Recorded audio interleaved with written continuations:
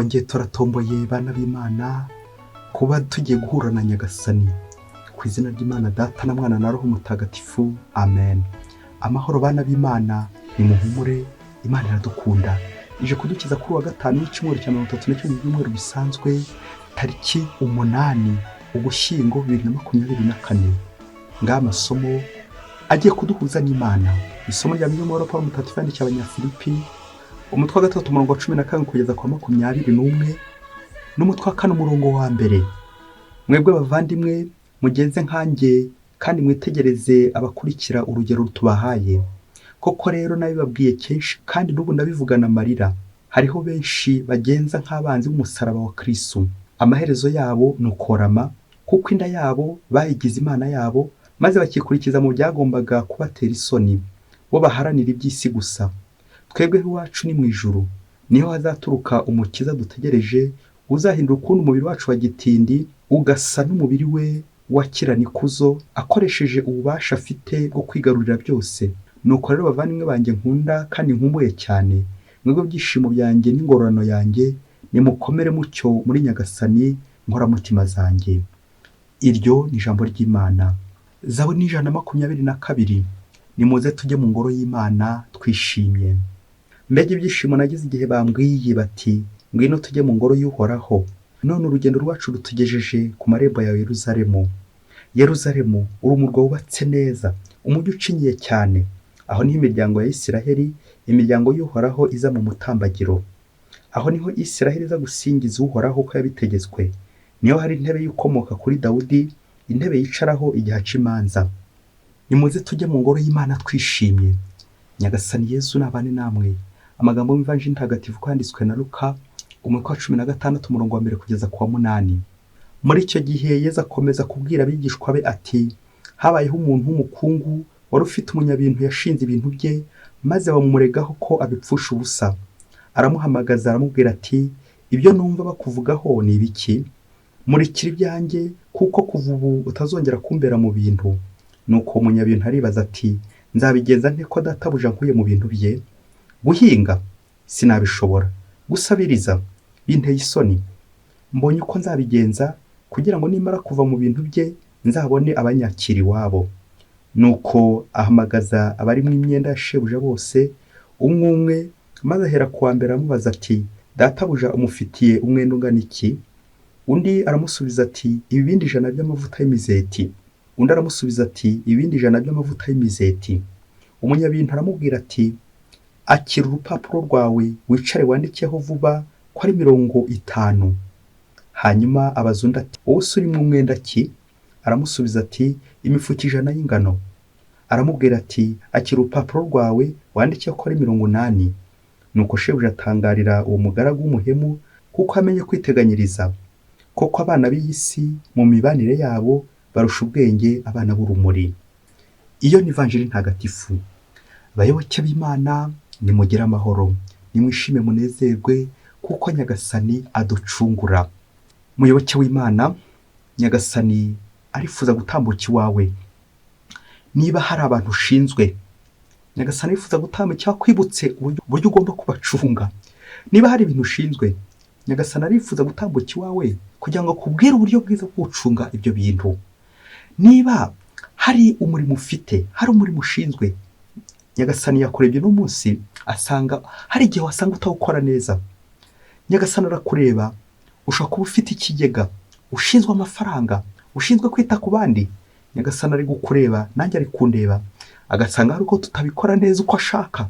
Muri aka kanya Nyagasani arifuza gutubwira uburyo bwiza twamucungira, ubundi tukabaho neza tumukorera, kuko adukunda byahebuje. Mu micungire twongeye twibutse uburyo butatu bwo gucunga. Hari gucunga ibintu, gestion matérielle, hari gucunga amafaranga, gestion financière, hari no gucunga abantu, gestion humaine. Muri ubwo buryo uko ari butatu, ngo bugoranye cyane kurenza ubundi ni ubwo bwa gatatu, gucunga abantu. Ngo burya washoboye gucunga abantu ukabashyira ku murongo neza, nibo bagucungira amafaranga neza, nibo bagucungira bya bintu neza. Uzasanga abantu bazi gucunga neza akenshi bahera ku bantu, kugira ngo ba bantu ejo n'ejo bundi nibo bazabafasha nanone kwakira bya bintu, kubona bya bintu. Na wundi uzasanga mu makoraniro yacu, mu nganda zacu, abakozi biba uko bashaka. Kubera iki? Kubera ko bafata nabi, kubera ko bahemba nabi, kubera ko bagaburira nabi, kubera ko utabitaho.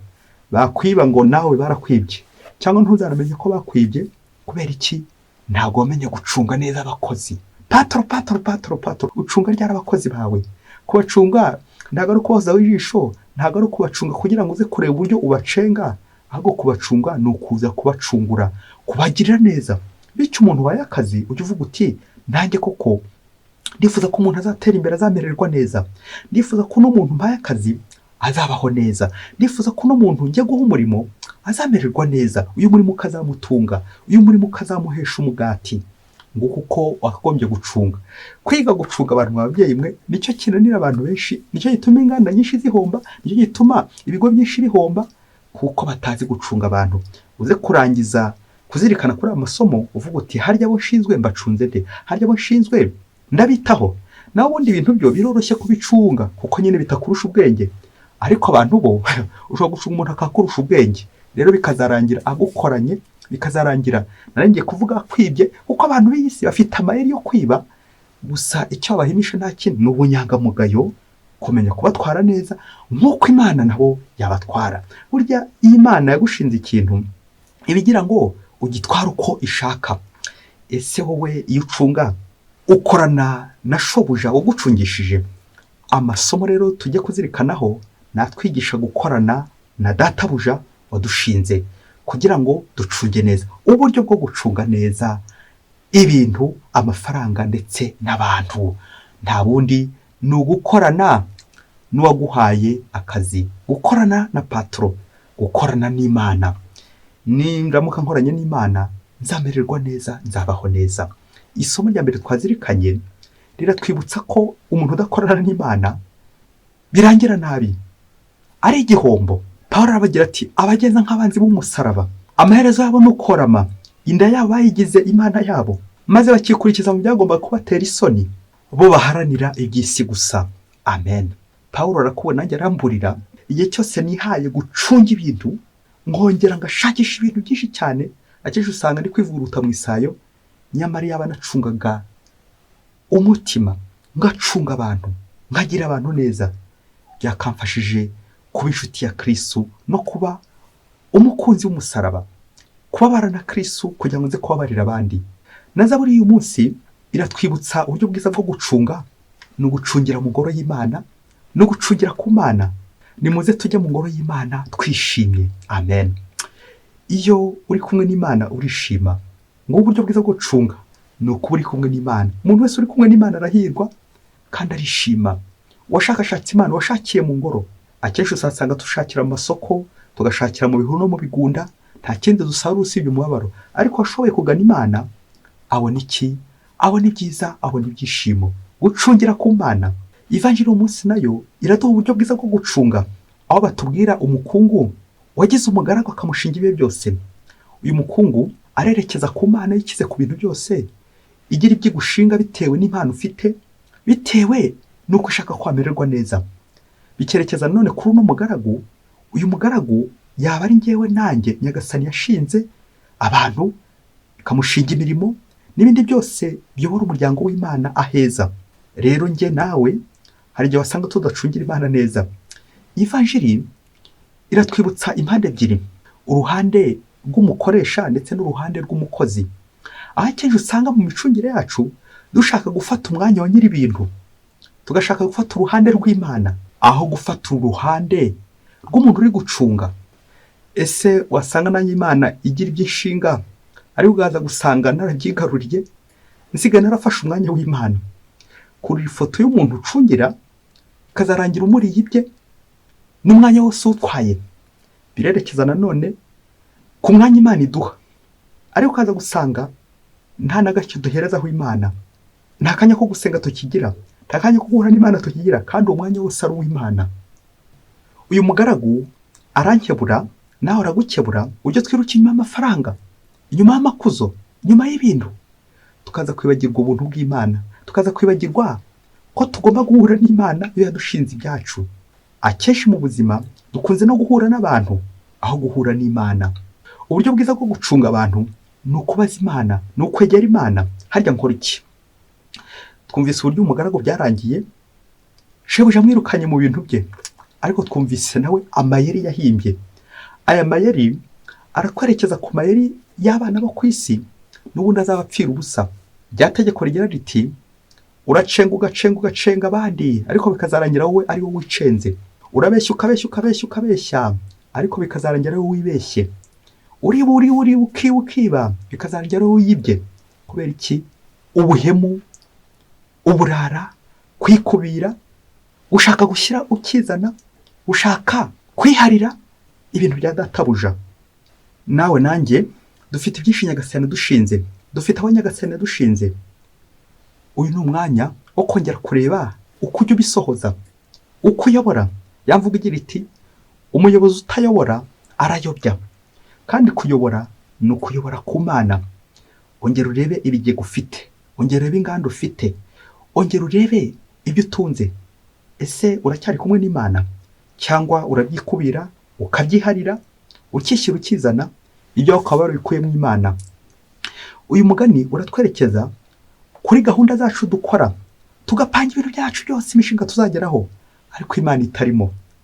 Gupanga ubuzima bw'imbere, ariko Imana itarimo. Kwiteganyiriza, ariko duteganyiriza mu Mana. Kubika, ariko tukabikira mu bindi bitobotse, mu mifuka itobotse. Kubera iki? Ingezo za ruswa, aho twagiye twimura Imana. Kuko nikubiye ni muri Imana. Iyo wimuye Imana mu byawe, ntaho usigarira, usigarana ubusa. Kwitoza gushyira Imana mu mishinga yacu yose, ibyacu byose ntibiduheze Imana. Uko dufuhira Imana, uko tuzitira Imana mu mishinga yacu, mu migambi yacu. Ati Nyagasani mbabarira hanga none nduhagere, ntuze kumvundira, ntumvogere. Ugasanga turi kwikubira, turi guheza Imana mu byacu. Dusabe inema kudaheza Imana mu byayo. Wowe ufite iki cyangwa ufite iki? Akenshi turikubira tukajya ngo ni ibyacu, igihe tukakigira icyacu, abantu tukabigarurira, ibintu tukabyigarura, tukaza kwibagirwa ko byose ari ibyande, ari iby'Imana. Imana niyo yadushinze, nta niyo n'ubundi igomba kutugenga muri ibyo bintu dufite. Dusabe inema gutigenga, ahubwo tugengwe n'Imana mu byayo yadushinze. Impano Imana yaduhaye, impano y'ubuzima, byose n'Imana iri kubigenga. Uko tuzabaho muri ubwo buzima, byose n'Imana iri kubigenga.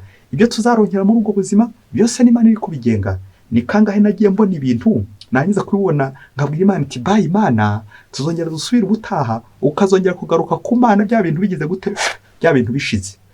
Wagize ngo uri umuhemu gake, nk'uko benshi twagiye tuba abahemu. Umunsi umwe hirya kure cyane muri Afurika, umushomeri umwe yagiye gusaba akazi mu ruganda. Bamuha akazi ko kujya abika amafaranga. Bumvikana na nyiri uruganda ko azajya amuhemba $100 ku kwezi. Nuko rero akajya abika amafaranga yose atambutse mu ruganda. Ukwezi kwa mbere kuragera, baramuhemba wa mushahara we, koko arishima cyane.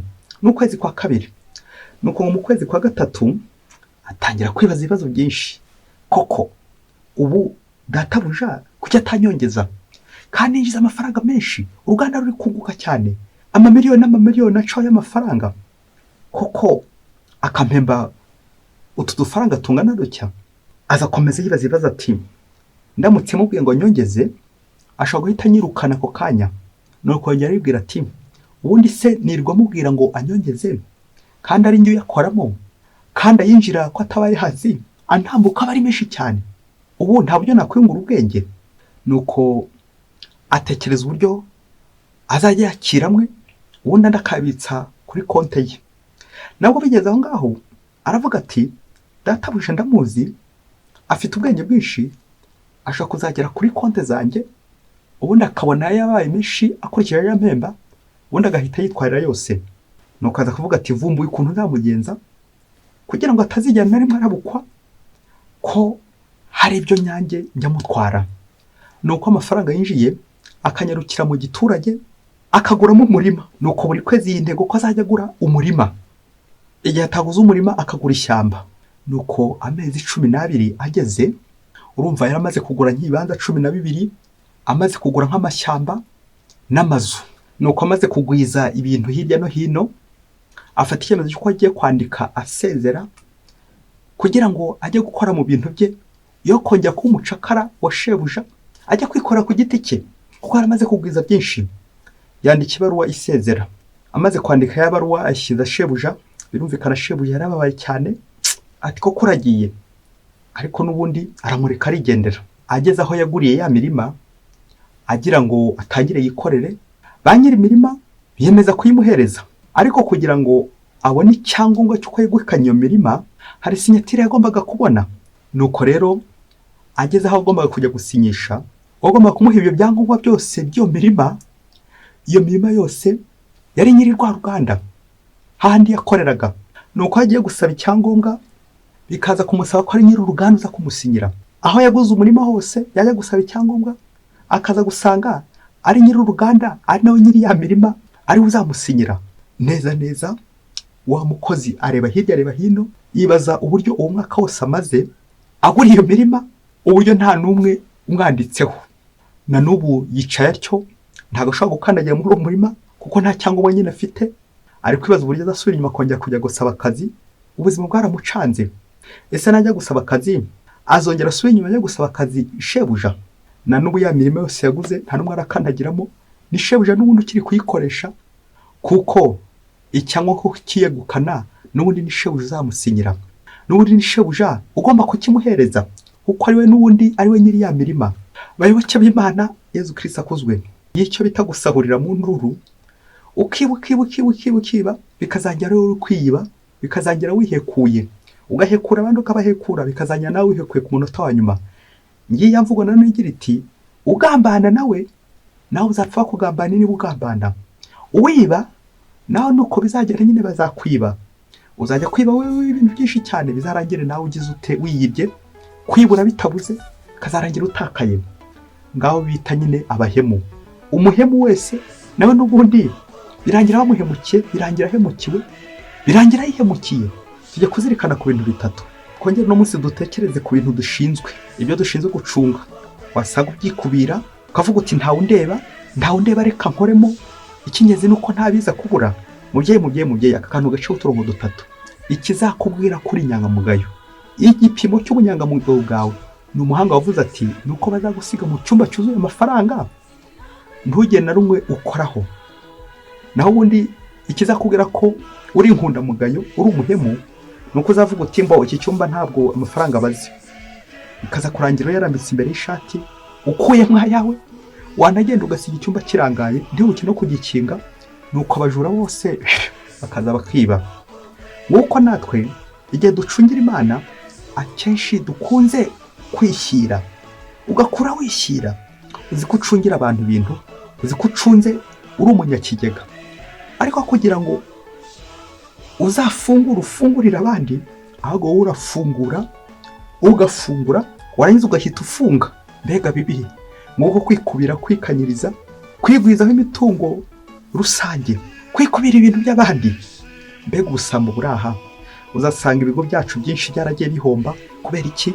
Ba bantu baducungira, ba bantu babika, akenshi barabika bikaza kurangira babikiye iwabo.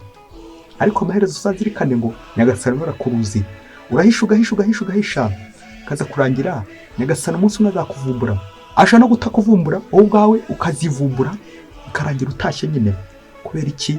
Nyagasani arakuruzi, araturuzi twese, ntacyo ushobora gukora Imana itakuruzi. Ni ngombwa rero kwitonda tukamenya uwo ducungiye. Uwo ducungiye ninde? Ni Imana. Ibyo ducunze ni ibiki? Ibyo Imana yaduhaye, Imana yaduhaye. Ukora neza buri gihe. Ujye wibuka kuganira n'uwagushinze imirimo cyangwa nawe ushinzwe. Mwongere muganire, murebe ku masezerano yanyu. Hari igihe umwe arakeneye kongezwa, kongera tuvugurura amasezerano yacu. Birerekeza ku mubano wacu n'Imana, uko tuticarana n'Imana ngo twongere tuganire ku kibazo cyavutse. Ushaka kugira ikibazo cy'umushahara muke, kongera ukabwira Imana uti Nyagasani, ahandi uva ntanyuzwe, umfashe Nyagasani. Icya kabiri twazirikana nuko abantu benshi kuri ino si twabaye des fonctionnaires de Dieu, twabaye nk'abakozi b'Imana. Turakora nk'abategereje igihembo ku Mana, abategereje umushahara.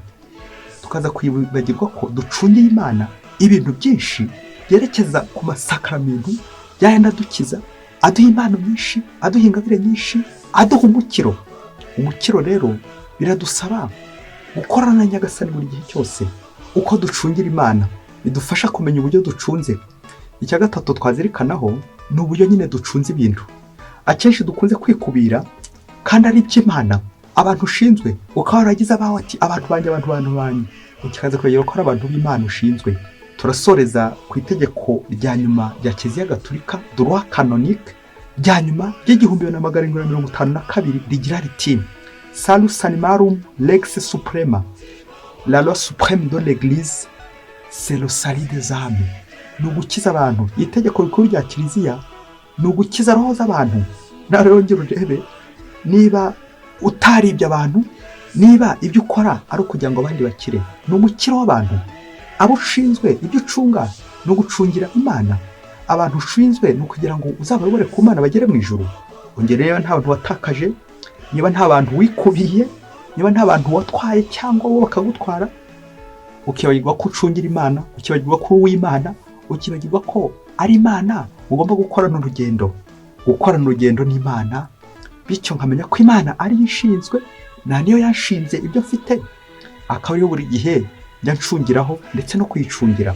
Dusabe inema kudaheza Imana mu byacu, dukorane n'Imana buri munsi, tuvugane n'Imana buri munsi, tugendane n'Imana buri munsi, tubane n'Imana buri munsi, kuko niyo idushinzwe, na niyo idushinga ibyo yadushinze ku mpuhwe zayo. Mwese Imana ibahe umugisha. Imana Data na Mwana na Roho Mutagatifu. Amen. Padiri Masumbuko Ladislas wa Diyosezi ya Cyangugu.